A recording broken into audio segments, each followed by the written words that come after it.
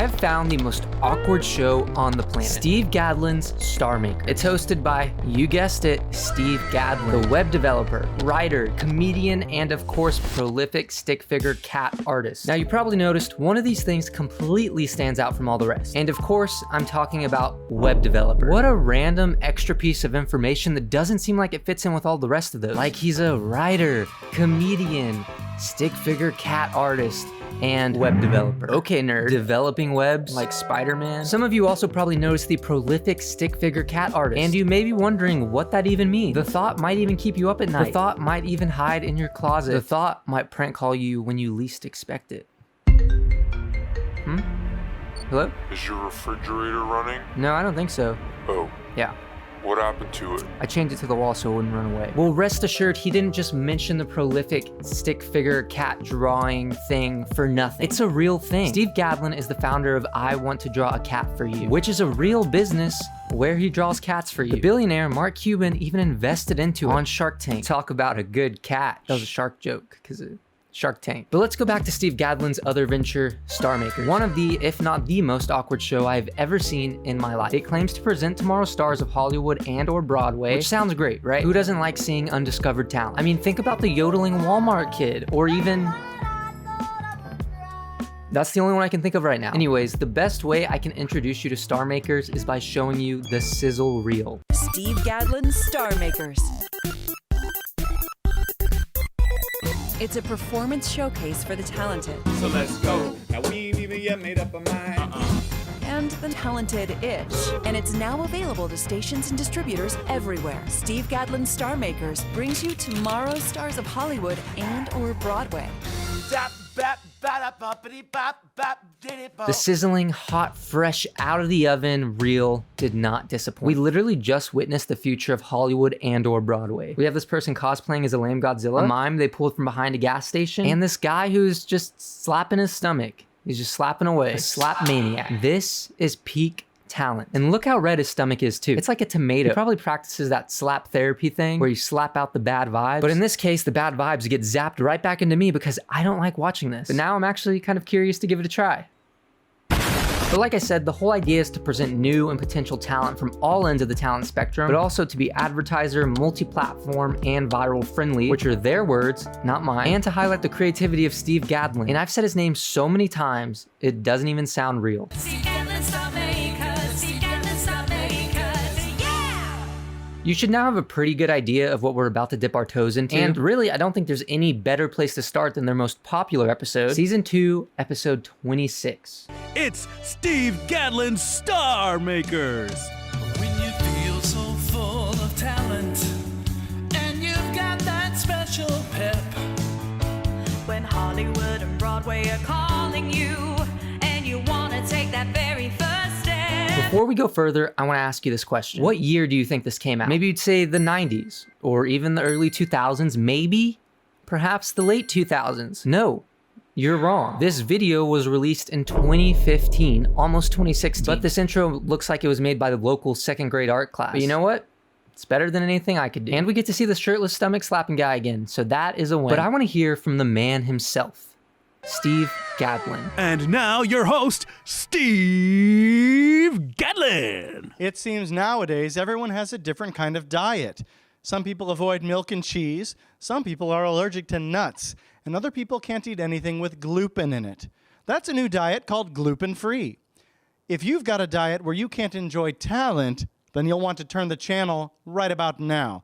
This is Steve Gadlin's Star Makers, and we bring you tomorrow's stars of Hollywood and or Broadway. Hold the gluten. What is gluten? What is he talking about? Is that just me? He keeps saying gluten, but gives no context to it, and he never explains what it is. Could it be a ghost? Could it be an animal? Could it be a magic spell? Well, I, being the curious lad that I am, decided to look it up. I typed in gluten, and Google must have thought I ate one too many Kit Kats because it thought I meant Gulpin, which is a Pokemon. And I'm at least 60% sure he was not talking about Pokemon. And if he was, I don't entirely know how it relates to the situation. And honestly, I didn't even think gluten was a thing. I thought it was it was a word he said. I didn't think it was a real thing, but then I stumbled across this. I found this website that talks about gluten, and there's a lot going on here. So I guess it's a thing. I didn't know it was, so that's probably just my ignorance. I watched Star Makers, not the Medicine Channel. Steve starts off his show with a little K-Cup sponsor plug, and he also introduces the studio audience, which is just these two people, Rachel and Joel. Now you may be wondering, who are Rachel and Joel? I don't know. And some of you may see where this is going. A bunch of people performing silly acts in a small room with just two people watching. It's not a good recipe for high energy entertainment. It's actually probably a good recipe for a lawsuit, especially one of the acts we're gonna see. Lawsuit material. But I don't wanna get too ahead of myself, so let's take a look at the first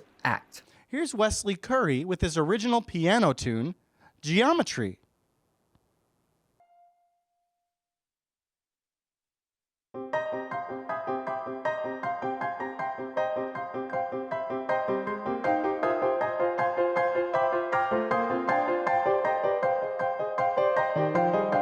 It's Wes Curry, the piano player. He's actually my favorite piano player of all time. I have posters of him on my wall. Not this one, not that wall, it's my other wall. He also looks like he could be a math teacher. And he's also playing in front of just two people.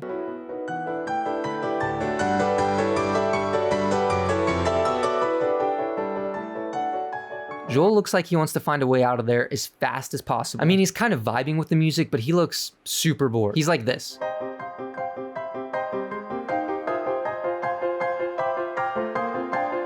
And Rachel, she's listening intently. I give her a gold star. And Wes Curry plays for a very long time. It feels like an eternity we watch him play. And they just sit there and listen. It's like watching an ad you can't skip, but it's live. And it's a piano.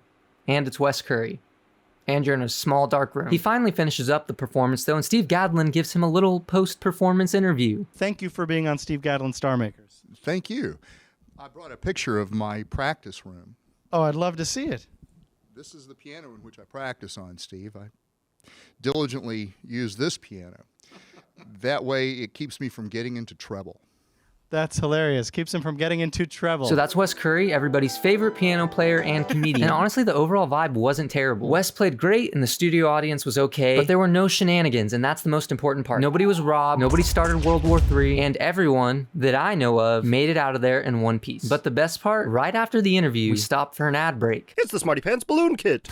You get the pump, you get the book, you get the balloons, you get everything to make everything. A dog, a cat, this hat, a monkey, a sword, a mouse, even this house. You get everything to make everything. I think this is supposed to be a joke ad, but I really cannot tell. It's giving me fever dream vibe. This is the type of thing I would see in my dreams and then wake up in a cold sweat. But wait, once we return from the ad break, Steve Gadlin introduces us to our next talent, and it really just goes downhill from here. It like starts here and then you just have to see it. Have you seen one of these before? I bet you have. It's called a pickle. To you and I, a pickle is just a real tasty treat for when we're done eating our whole sandwich. But to an expert at silly pickle licking, a pickle is an instrument for practicing a real fun talent. Here are the best silly pickle lickers I know, the Pickle Sisters, Shay and Lynn, doing what they do best, licking pickles. The pickle licking sisters doing what they do best, licking pickles. That is such a weird talent. First off, how do you even discover that's a talent? And second off, why do you even decide to make that your thing? Some people want to be firemen, some people want to be YouTubers, and some people want to be pickle lickers. Imagine you get home from a long day of work, you just sit down on the couch and you see your little son Johnny, and you ask him, "How was your day, son?" It was good, Dad. Oh, by the way, what do you want to be when you grow up? A pickle licker. It's just the natural cultural evolution of our time, I guess.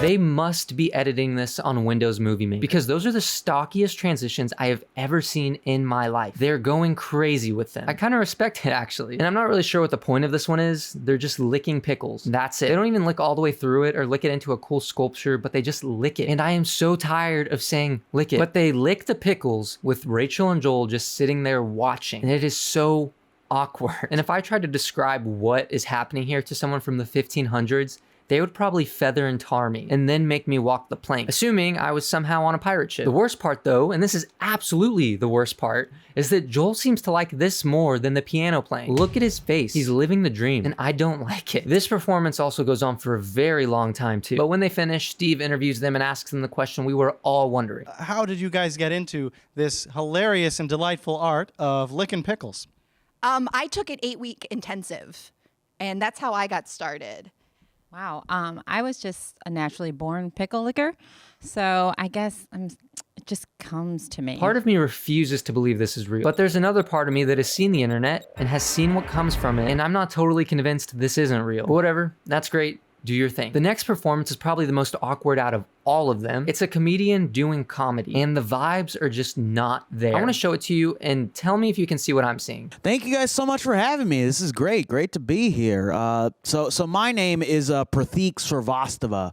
Very traditional Indian name given to me by my Indian parents, Nick and Sheila. I don't know what happened there. So, did you feel it? The awkward pauses. The point of that is to leave room for people to laugh, but I don't hear anybody laughing. So we're just left with this empty space. He then does a little awkward laugh, and I think we can all feel it. But it gets even worse. The thing is, comedy is just way better with a room full of people because that's where the energy is. It feels better. Things are just funnier when you're in a room full of people. But the only people in this room are Rachel and Joel. I asked my dad, what does Pratik mean in English? And he told me that Pratik in English translates to symbol of a singular life. What does that mean? Do you guys know what that means? I don't know what it means. They're not even laughing. They're just watching. And it's probably just me, but when he asked them the question and they just shrugged, it was really awkward. It felt really awkward. Did not feel good. I feel like I'm getting secondhand embarrassment from watching this. I don't live my life on the edge.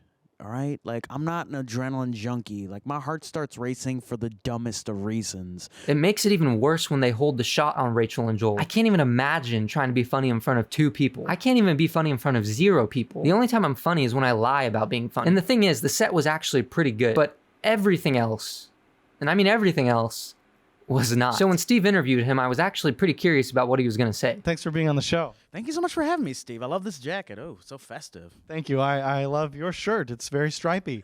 You have to tell me, who are the comedians that really inspire you? I'm a really big fan of Chris Rock, also Hannibal Buress, a local Chicago legend. I really love those 2 guys. I was kind of hoping he would ask about the performance and how it felt, but he did not. We just got to hear about his favorite comedians. That's cool, I guess. I mean, out of all the performances we've seen so far, I probably enjoyed that one the most, on paper at least. I don't know if I would have enjoyed it if I was actually there in the awkwardness of it all. The piano guy was also cool. And the pickle lickers, they were out of this world. I was amazed, shocked. But let me know what you guys think. And other than that, thanks for watching, and I'll see you next time.